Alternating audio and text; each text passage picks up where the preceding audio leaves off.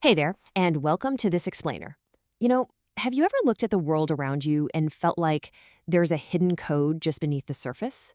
A specific rhythm to the way a plant grows, the way a taximeter ticks up, or just the way numbers naturally line up? Well, today we're going to uncover those hidden patterns. We're essentially going to transform you into a mathematical detective, giving you the exact tools you need to see the invisible structures that govern our universe.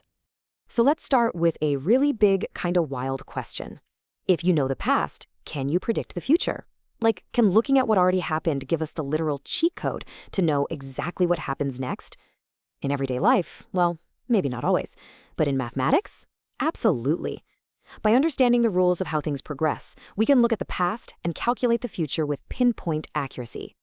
Here is our roadmap for cracking the code today. 1. Patterns all around us. 2. Cracking the explicit rule. 3. The power of recursion. 4. Arithmetic progressions unlocked. And finally, number 5, nature's secret code. Let's dive right into section 1. Patterns all around us. To kick off our investigation, we need to look at the usual suspects in our detective story, which are basic visual patterns. Our brains are practically hardwired to spot them, and math just gives us the language to describe them. Think about stacking tennis balls. You start with one ball, then you add 2 balls underneath to make a little triangle of 3. Add 3 more balls to the base, you get 6. Add 4, you get 10. Each consecutive triangle is built by simply adding the next natural number to the base. It's visual, it's simple, and it creates this highly predictable sequence of numbers we call triangular numbers: 1, 3, 6, 10, 15, and so on. Now, another fundamental shape emerges when we build squares. If you take the first odd number, 1, you have a 1 by 1 square. Add the next odd number, 3, and you get 4, a 2 by 2 square. Add 5, you get 9. Add 7, you get 16. Adding consecutive odd numbers together always gives us perfect squares. It's just a really beautiful hidden symmetry. So the absolutely crucial point here is how we formally talk about these patterns. In math, we call these ordered lists sequences. And to keep track of our suspects, we give them a specific address. We use a special notation, like T1 for the first term, T2 for the second term, all the way up to Tn, where n represents any exact position in the sequence. Basically, it's our mathematical filing system. Moving on to section 2, cracking the explicit rule. Now that we know what a sequence actually is, how do we predict a number way down the line without having to count every single step forever? The answer is something called the explicit rule. Think of the explicit rule as our time-traveling shortcut. Instead of walking step by step through the whole sequence, this mathematical formula lets us just plug in a position number, our n, and instantly jump to its exact value. It connects the position of the term directly to the actual number. Let's actually see this in action.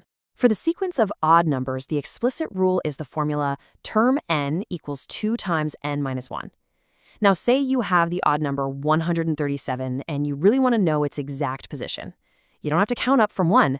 By setting our formula to equal 137, we instantly deduce that 137 is the 69th term in the sequence. Or let's flip it. If you want the 69th term, plug in 69, multiply by 2, subtract 1, and boom, 137, instant mathematical time travel. All right, section 3, the power of recursion. As any good detective knows, you don't always get a neat little shortcut. Sometimes you just have to build your case clue by clue, stepping from the past into the future. Think about the contrast here. An explicit rule jumps straight to the answer, using just the position number. But a recursive rule, that's a mathematical domino effect. To find a term, you absolutely must know the term that came immediately before it. If the rule is take the previous term and add 3, well, you can't find the 100th term unless you know the 99th term. It's a chain reaction of logic that builds progressively. Which brings us to section 4, arithmetic progressions unlocked. Let's look at how this builds into one of the most common, predictable patterns in our daily lives, an arithmetic progression, or AP for short. An AP is incredibly reliable. It's a sequence where every single step forward adds or subtracts the exact same constant amount. We actually call this fixed amount the common difference.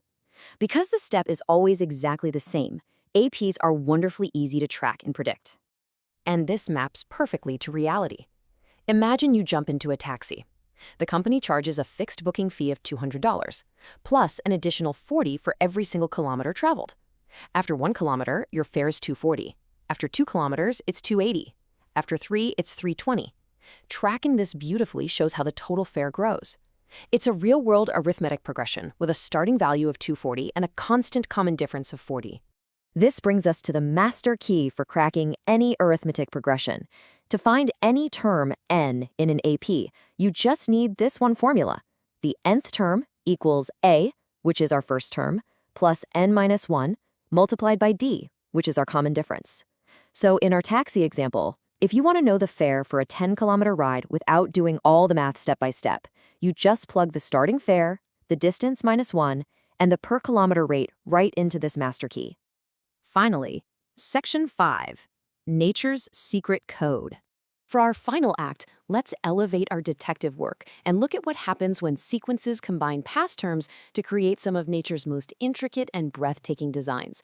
Meet one of the most famous recursive sequences in the world: 1, 2, 3, 5, 8, 13, 21, 34. What's absolutely fascinating is that this sequence was first explicitly written down and studied by ancient Indian mathematicians like Virahunka way back in the 7th century CE. And get this, they didn't discover it while studying abstract math, they found it while analyzing the rhythms and meters of poetry. The rule here is a beautiful recursive loop. Each term is simply the sum of the previous two terms. 1 plus 2 equals 3. Then you take 2 plus 3 to get 5. Then 3 plus 5 gives you 8. Step by step, the sequence builds on its own past, creating a mathematical chain reaction that spirals infinitely outward. But, nature doesn't just add, it also multiplies. This introduces us to the geometric progression, or GP. While arithmetic progressions grow by adding a constant step, geometric progressions grow by multiplying the previous term by a fixed number, known as the common ratio. This leads to explosive compounding growth. It's basically the difference between walking upstairs and riding a rocket. And when you apply these recursive rules in geometric multiplication to shapes, you get fractals. This recursive multiplication is the engine behind these mesmerizing patterns. Fractals are shapes that repeat infinitely at different scales. If you zoom into a fractal, it literally looks exactly like the whole shape. This isn't just a theory either. This geometry is found everywhere in the natural world. From the branching of trees to the edges of snowflakes and the jagged outlines of coastlines, nature is constantly running these recursive mathematical programs. So we've covered a lot of ground today, from the tennis balls of triangular numbers to the time-traveling explicit rule, all the way to the poetry-inspired spirals of nature. I want to leave you with a bit of a challenge. The next time you step outside and look at a pine cone, a snowflake, or even when you just sit in the back of a taxi watching the meter tick up, ask yourself, what secret mathematical sequence is waiting to be cracked right in front of your eyes? Thanks so much for learning with me today. Keep looking for those patterns.